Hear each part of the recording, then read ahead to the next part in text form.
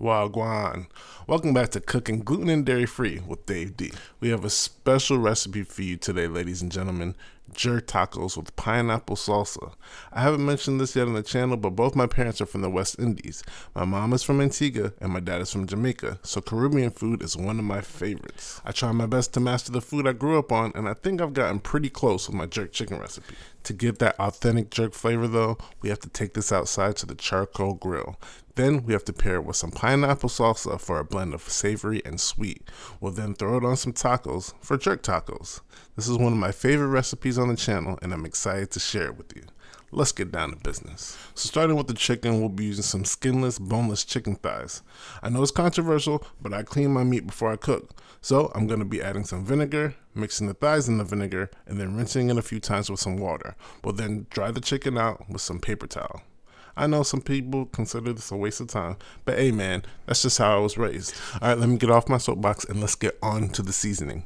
As you can see, I have two bowls here. One is for pork and the other is for chicken. We're focusing on the chicken today. So go ahead and add some garlic salt, garlic powder, onion powder, adobo, cayenne pepper, dried thyme, paprika, ground cloves, ground ginger, ground allspice, which is absolutely crucial to this recipe, ground nutmeg, and a little bit of browning. See, I have two bottles of browning here. One's from a Jamaican company called Grace, the other is from Kitchen Bouquet. Kitchen Bouquet is found at most grocery stores, but since this is a Jamaican recipe, let's go with Grace if we can. If not, Kitchen Bouquet will be fine. And finally, we'll add some brown sugar. Now get in there and mix all the seasonings in. Now is the perfect time to mention that the exact ingredients are in the description box below. Also, if you want to see more videos, please subscribe. I want to get to 500 subscribers by the end of the year, so help me out with that. Also, hit the thumbs up button so we can get these gluten and dairy-free recipes to more people. Now that our seasonings are mixed in, it's time for the star of the show, Walker's Wood Jerk Seasoning, or jerk paste, another product from Jamaica. You should be able to find this or a version of this at most grocery stores' international section. But if you can't find it, it is on Amazon. Let's go ahead and add this and then rub it into all of the meat. When we're done, it should look a little something like this. Alright, so this is crucial. We need this to marinate for as much time as we can. Our goal is overnight, but we don't want to do any less than 2 hours. So let's plan this out. We want this to be as flavorful as possible. So we're putting all the chicken in a large Ziploc bag and then placing it into the fridge. Make sure you squeeze out all the air. So after marination, take the chicken out the fridge and let it come to room temperature for about 30 minutes. This will lead to an even cook. While we're waiting, let's go ahead and get down to some pineapple salsa. We'll need some fresh pineapple, not canned, not bottled, not in that little plastic thing either. You can be like me though and cheat and get some pre-cut fresh pineapple. We're going to dice these up. I like them chunkier, but you can make them as small as you desire. We want to end up with about a cup worth. Add these to a bowl. Next, dice up a jalapeno. We're getting a little bit of spice from the jerk chicken, so no need for the seeds here. Once they're nice and diced, add the jalapenos to the bowl so they can say what's up to their new friend, pineapple. Next, we're going to dice up a red bell pepper. Add that to the bowl with the other homies. Next, dice up a red onion. Add that to the bowl. Now, cut 2 limes in half and then add the juice from 1.5 to the bowl. Finally, we're going to take the leaves off with some cilantro. We need about a half cup worth. People always say there's a faster way to do this, but it never works for me, so I do leaf by leaf. Anyway, chop those up and then add them to the bowl. Next, we're going to add a little bit of sea salt.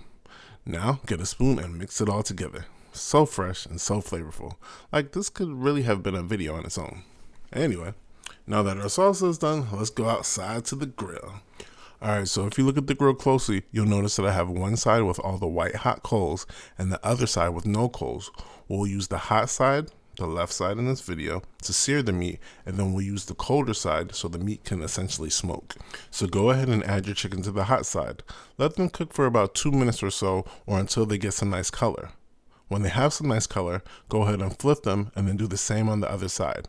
Now remember, we added brown sugar and browning. and those things burn. So you might get some darker spots, but trust me, this is part of the process. So during this process, make sure to keep a close eye on the grill. Some areas will be hotter than the others, so don't be afraid to move the chicken that's cooking too fast to a cooler spot and vice versa. When the chicken looks like this on both sides, move it to the cooler side. Now we're going to essentially create an oven that is using charcoal as its heat. And this is what helps give jerk chicken its signature flavor. So go ahead and close the top and let it bake or smoke.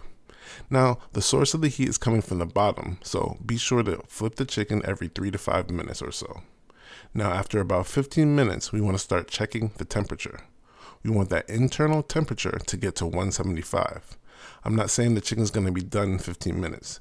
There are too many variables for me to predict how long it will take. All I'm saying is check the chicken so you can get an idea of how long it's going to take to bake or smoke. Let it keep going until it gets to 175. This can take as little as 25 minutes or as much as an hour, depending on variables. Be patient.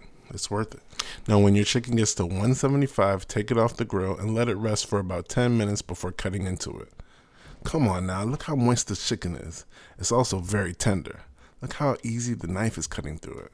Trust me, if you do everything I said here, you can't go wrong. Anyway, cut the chicken up into bite-sized pieces and put them in a bowl. It should look a little something like this. Now it's time to build our tacos. Grab some gluten-free taco shells and heat them according to the directions on the bag. Add some shredded lettuce. Next, pile on that delicious chicken we cooked up.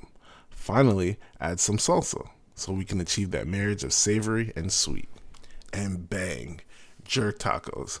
Again, this is my favorite recipe on the channel, and I'll be serving these on my food truck one day. We aren't there yet, but I'm speaking it into existence. Please remember to help me out by hitting the thumbs up and hitting the subscribe so you can keep getting these delicious recipes.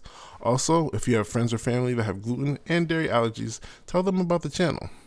Anyway, I truly appreciate you for watching this video. Oh yeah, leave some positivity in the comment section and save the negative comments for your mama. Just joking. Not really though. Bye.